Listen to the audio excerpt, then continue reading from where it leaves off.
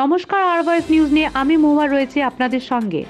BSNL এ কর্মরত SC ST employees welfare association আজ অর্থাৎ 18 মার্চ সকাল 11টায় শিলিগুড়ি টেলিফোন এক্সচেঞ্জের ইউনিয়ন কক্ষে সেভ কনস্টিটিউশন শীর্ষক একটি সেমিনার ও কর্মী সভার আয়োজন করেছে।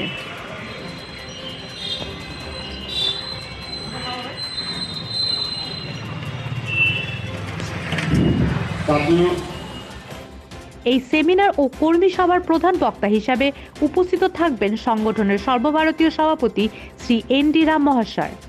সাংবাদিক বন্ধুদের সভাটিতে উপস্থিত থাকতে আমন্ত্রণ জানানো হয়েছে। আমন্ত্রণ জানিয়েছেন সম্পাদক গোপাল মাহাতো।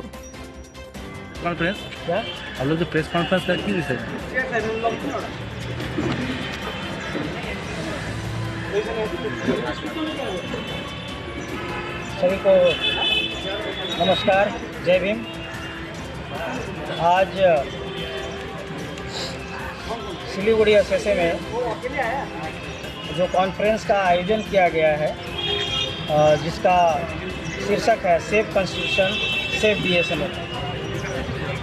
हमारा लीडर गोपाल दास जैसे पहले आप लोग को सूचित किया होगा,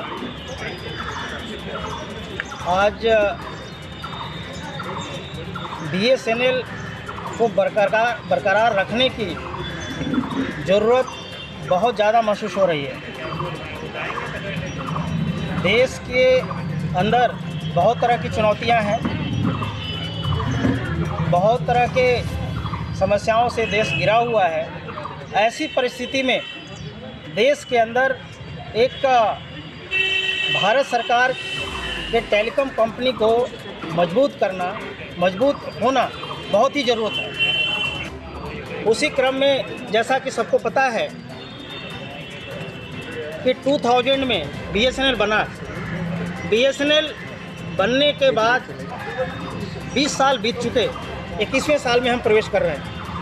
ये 2021 आ गया। बहुत तरह की चुनौतियाँ आई बीच में और उसको हम लोग ओवरकम करते गए। और अभी 1 साल पहले अचानक बीएसएनएल के अंदर इतना बड़ा बदलाव हो गया कि करीब 80,000 लोग बीएसएनएल से बाहर चले गए। इस तरह से गवर्नमेंट जो है, भारत सरकार एक प्लान करी कि बीएसएनएल को हमें रिवाइव करना है। आप सभी पत्रकार बंधु हैं, आप सबको पता होगा कि बीएसएनएल के रिवाइवल के लिए सरकार मुख्य रूप से 4 सुझाव था उनका, इससे बीएसएनएल का रिवाइवल होगा। जिसमें सबसे पहला था कि बीएसएनएल को 4G दिया जाएगा, 4G।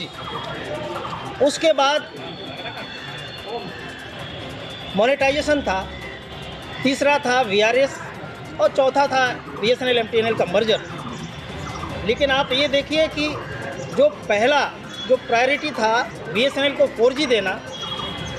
बीएसएनएल भारत सरकार की कंपनी है, 100% गवर्नमेंट ओन कंपनी है, लेकिन समझ में नहीं आता कि सरकार को 4G स्पेक्ट्रम देने में क्या चुनौती है, क्यों, क्या परेशानी आ रही है।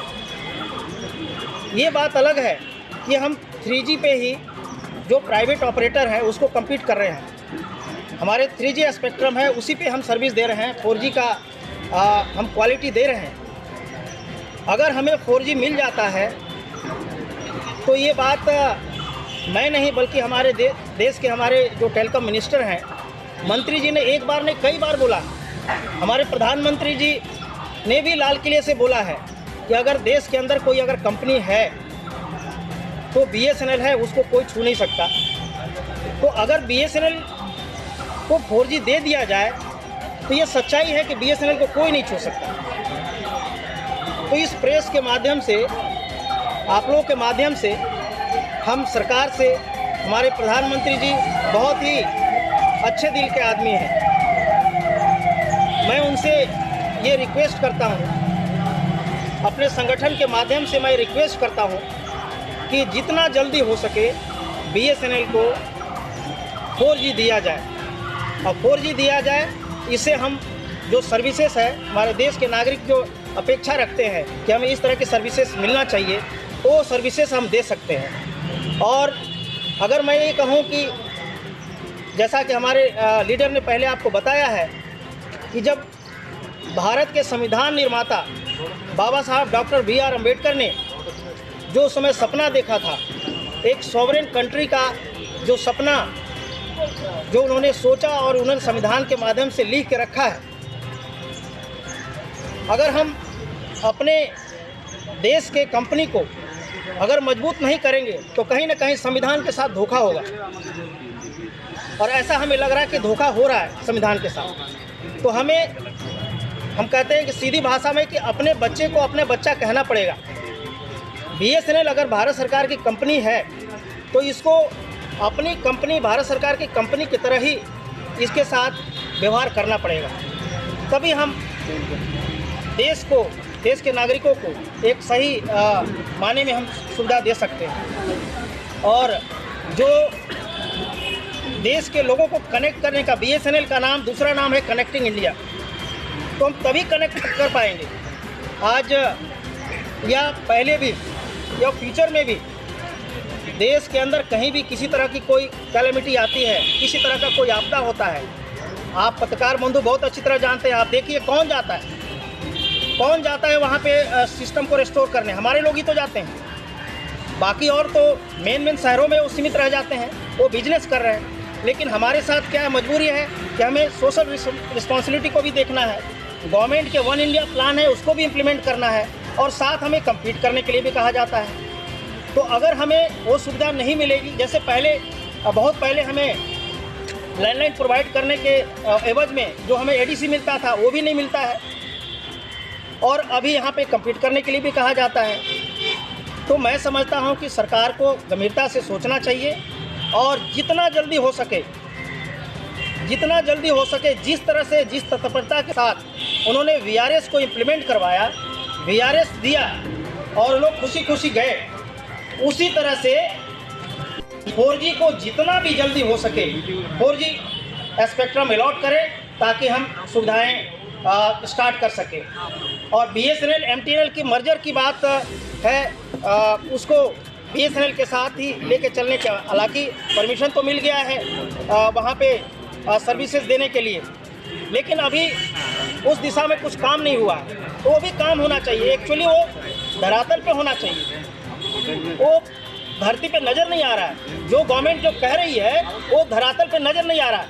जैसे आप सबको पता है कि आज से 6-7 महीना पहले गवर्नमेंट ने ये अनाउंसमेंट कर दिया कि जितने भी पब्लिक डिपार्टमेंट हैं, जो PSUs है, वो BSNL MTNL का सर्विसेज ले। लेटर तो निकाल दिया, लेकिन व्हाट अबाउट द इम्प्लीमेंटेशन? कौन करेगा? कौन इम्प्लीमेंटेशन करेगा? गवर्नमेंट ही करा सकती है। तो गवर्नमेंट उस चीज़ पर जोर क्यों नहीं देती?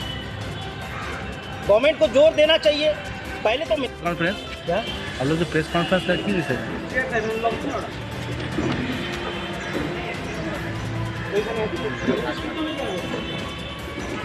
सभी को नमस्कार, जय भीम। आज सिलीगुड़ी SSA में जो कॉन्फ्रेंस का आयोजन किया गया है, जिसका शीर्षक है सेफ कॉन्स्टिट्यूशन सेफ BSNL। हमारा लीडर गोपाल दास जैसे पहले आप लोगों को सूचित किया होगा,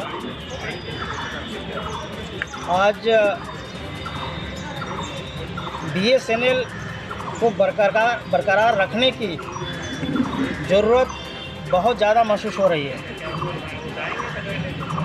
देश के अंदर बहुत तरह की चुनौतियां हैं,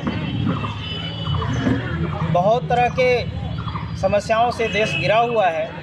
ऐसी परिस्थिति में देश के अंदर एक भारत सरकार के टेलीकॉम कंपनी को मजबूत होना बहुत ही ज़रूरत है।